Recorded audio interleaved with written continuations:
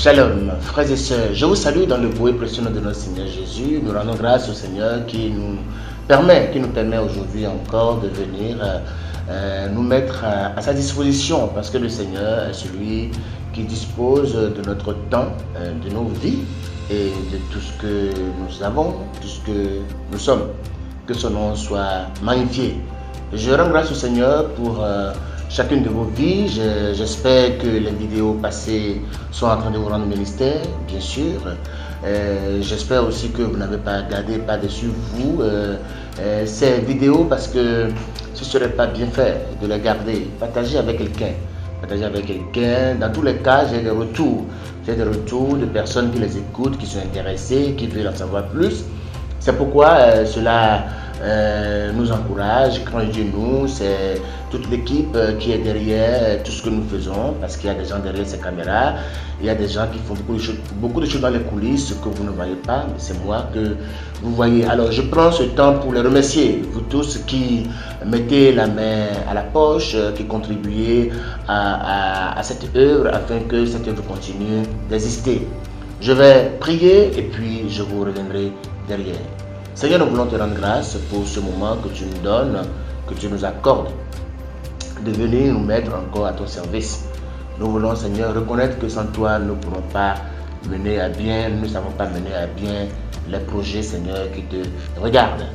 Nous voulons alors nous confier à toi, nous laisser entre tes mains, lâcher prise afin que tu puisses nous utiliser ce matin.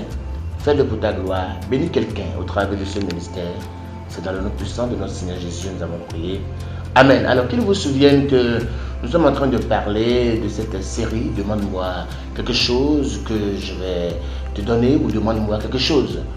J'ai pris le temps par le passé, dans les vidéos qui ont précédé celle-ci, de vous expliquer que le plus important, ce n'est pas la demande, mais la demande selon le plan de Dieu. Parce que tout ce que nous demandons doit glorifier le Seigneur.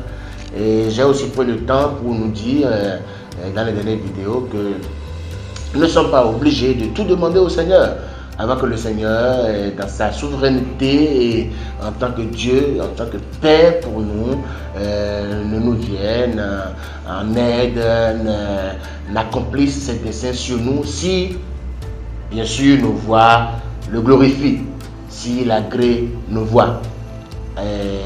Alors je vais lire la première lecture aujourd'hui et puis nous allons nous laisser conduire par le Seigneur.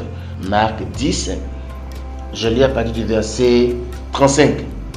Jacques et Jean, les fils de Zébédée, s'approchèrent de Jésus et lui dirent: Maître, nous voudrions que tu fasses pour nous ce que nous te demanderons. Il leur dit: Que voulez-vous que je fasse pour vous? Accorde-nous, lui dirent-ils, d'être assis l'un à ta droite et l'autre à ta gauche, quand tu seras dans ta gloire. Jésus leur répondit: Vous ne savez pas ce que vous demandez. Pouvez-vous boire la coupe que je vais boire ou être baptisé du baptême dont je vais être baptisé? Nous le pouvons, dirent-ils. Jésus leur répondit: Vous boirez en effet la coupe que je vais boire et vous serez baptisés du baptême dont je vais être baptisé. Mais quant à être assis à ma droite ou à ma gauche, cela ne dépend pas de moi et ne sera donné qu'à ceux pour qui cela a été préparé. Alors j'aimerais dans un premier temps expliquer un certain nombre de choses, parce que les gens me sont revenus pour me parler pour me poser certaines questions. Alors j'ai répondu aux gens, mais j'aimerais aujourd'hui répondre publiquement pour que les gens puissent savoir ce que ça veut dire, ces termes que Jésus a employés. Alors les gens se sont demandés, quand Jésus a demandé aux filles de Zébédée: Pouvez-vous boire la coupe que je vais boire? Ils ont dit: Oui, nous pouvons les boire. Et Jésus a acquiescé. Jésus a dit: Oui, en effet, vous allez pouvoir boire ma coupe et autres.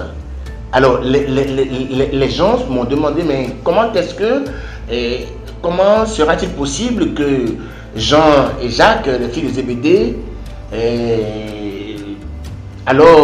pourront boire la coupe que Jésus a bu?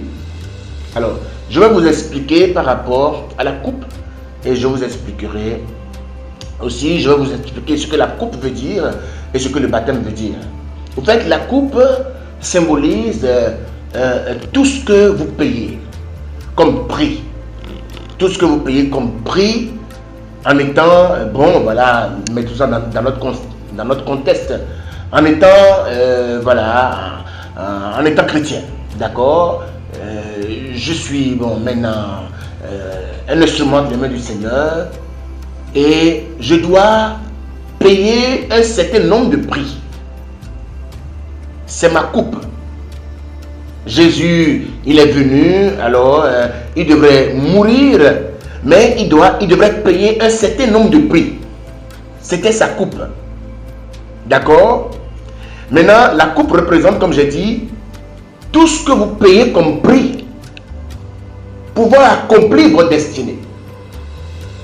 Et le baptême veut dire le type de mort qui sera le vôtre. D'accord? Très important. Alors, c'est vrai que chacun de nous avons une coupe, chacun a sa coupe. Chacun a ses défis en tant qu'enfant de Dieu. Chacun a ses épreuves en tant qu'enfant de Dieu. D'accord? Chacun a ses difficultés en tant qu'enfant de Dieu. Jésus en a eu. Jésus a eu ses défis. Jésus a eu ses épreuves.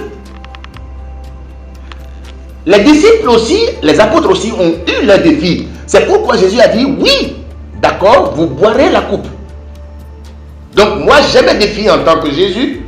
Vous aurez vos défis en tant que Jean et Jacques. Et vous rappelez les défis que Jésus a eu. Bon, je vais en parler pêle-mêle. Le Fils de Dieu a été maltraité. Avant qu'il ne soit maltraité, vous vous rappelez que on l'a taxé de quelqu'un qui chassait les démons par Belzébul. D'accord? Il a été injustement arrêté. Il a été injustement jugé. Il a été traîné devant le Sanhédrin. Il a été traîné devant les hommes qui ne pouvaient pas parler de lui. On a craché dans son visage. C'est sa coupe. On a craché dans son visage. Lorsqu'il était dans le jardin de Gethsémane, sa sueur, parce qu'il souffrait, sa sueur était comme des grumeaux de sang. Cela fait partie de sa coupe. On lui a mis la couronne d'épines sur la tête, bien sûr. C'est sa coupe. Gloire à Dieu. On lui a percé les mains. On l'a crucifié.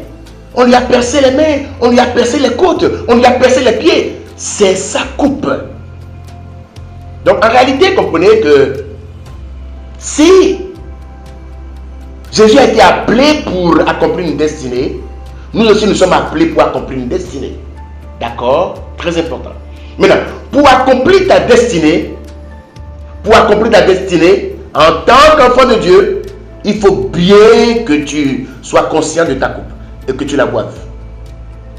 Alors le thème de ce message est range ton épée. Je vais vous lire un verset. Range ton épée. Je vais vous lire un verset dans Luc. Luc 12.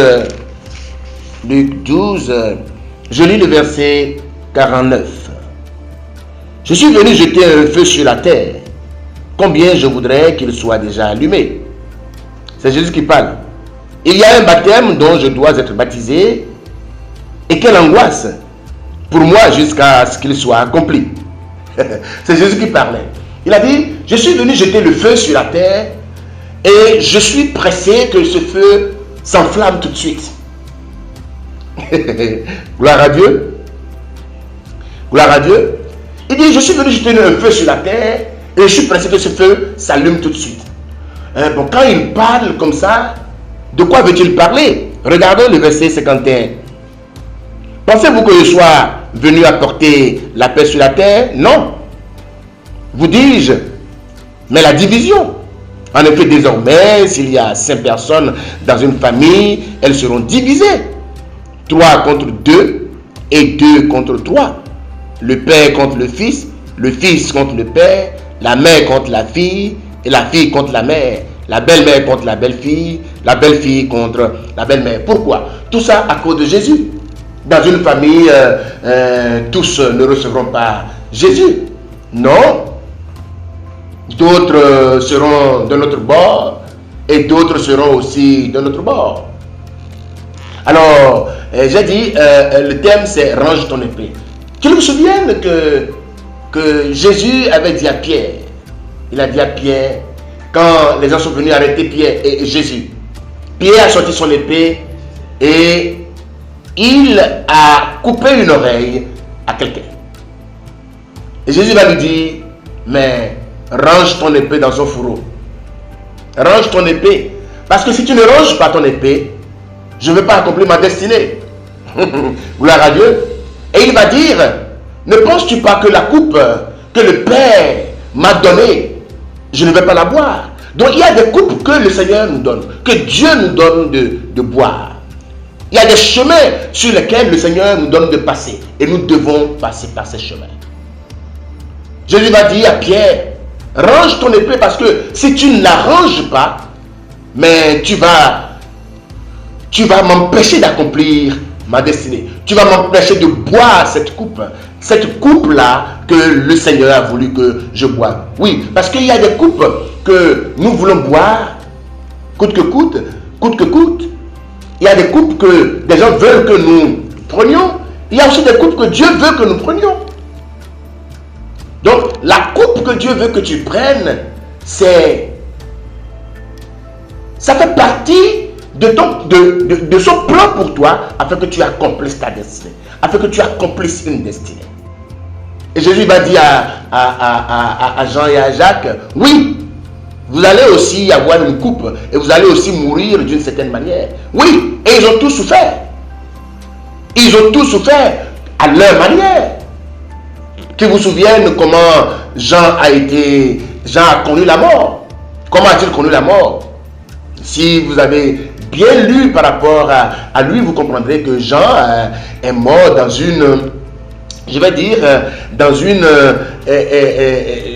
dans un bain d'huile chaude. Une huile réchauffée. C'est dans cette huile qu'on l'a jetée. Donc voilà, à sa manière, et ce que le Seigneur voudrait qu'il expérimente, la coupe que le Seigneur a voulu qu'il prenne. Voilà comment il a pris cette coupe. On l'a jetée dans une huile chaude, surchauffée. Regardez, imaginez-vous comment il devrait se débattre jusqu'à s'éteindre. Gloire à Dieu, très important. D'autres disciples ont été crucifiés, mais ils ont dit, mais non, ne me crucifiez pas, ne nous crucifiez pas comme notre maître a été crucifié. Notre maître a été crucifié la tête en haut, mais crucifiez-moi à l'envers. Crucifiez-nous à l'envers. Gloire à Dieu. Donc autant ils ont été en nombre, ils ont souffert, ils ont souffert selon que le Seigneur a préparé pour chacun d'entre eux la souffrance. Parce que nous sommes enfants de Dieu, nous avons une coupe à prendre. Et puis, nous la prenons parce que c'est le Seigneur qui nous donne de la prendre. Et nous sommes fiers de la prendre d'ailleurs. Nous sommes fiers de la prendre. Donc, cette vidéo va être courte. Range ton épée. Parce que dans beaucoup de cas, nous voulons nous faire justice. Faisons attention à comment nous fonctionnons, parce que dans beaucoup de cas, nous voulons nous faire justice, nous voulons parler, nous voulons réagir, nous voulons nous taire. Mais est-ce que le Seigneur nous demande de ranger notre épée ou de l'utiliser? Est-ce que c'est le moment pour nous d'utiliser notre épée ou de la ranger? Parce qu'il y a des moments donnés, nous devons la ranger. À des moments donnés, nous devons ranger notre épée. Parce que si nous ne la rangeons pas, nous n'allons pas accomplir notre destinée. Jésus a dit à Pierre, s'il te plaît, range ton épée. Et en plus, il a amené celui qui avait une oreille coupée d'être guéri parce qu'il a guéri, il a pris l'oreille, il l'a placé en même temps. Donc j'aimerais que tu dises à quelqu'un, range ton épée. Si tu veux accomplir ta destinée, range ton épée. Que le Seigneur vous bénisse. Je vais m'arrêter ici aujourd'hui, je vous reviendrai. Nous avons fait l'option de courte vidéo, je vous reviendrai tout à l'heure. Tout à l'heure veut dire à la prochaine séance pour une autre vidéo. Que le Seigneur vous bénisse. Ne gardez pas par-dessus vous ces vidéos. Parce que ce serait mal faire de votre part. Donc partagez le lien. Nous sommes en instance de lancer un site internet, un blog chrétien. Un blog chrétien, je vais vous en parler prochainement et qui vous permettra d'avoir de la parole tous les matins. Il y a de la parole tous les matins et donc il y a une parole qui est envoyée sur le blog tous les matins pour vous ressourcer et pour vous permettre de vous ressourcer spirituellement parce que à force de manger, vous serez rassasiés. Et qu'est-ce que nous mangeons nous autres? Nous ne mangeons rien que Christ. C'est Christ que nous mangeons tous les jours. Que le Seigneur vous bénisse. Alors prions. Seigneur, nous voulons te rendre grâce pour ce matin. Nous voulons te dire déjà merci pour la manière dont tu nous as conduits et nous voulons aussi te remercier pour la suite parce que tu permettras que ces messages que tu envoies, Seigneur, touchent le plus grand nombre de personnes afin de consolider, Seigneur, la vie de tes enfants, de renforcer le lien. Que ton nom soit béni, c'est dans le nom puissant de notre Seigneur Jésus dans votre pays. Amen. Au revoir.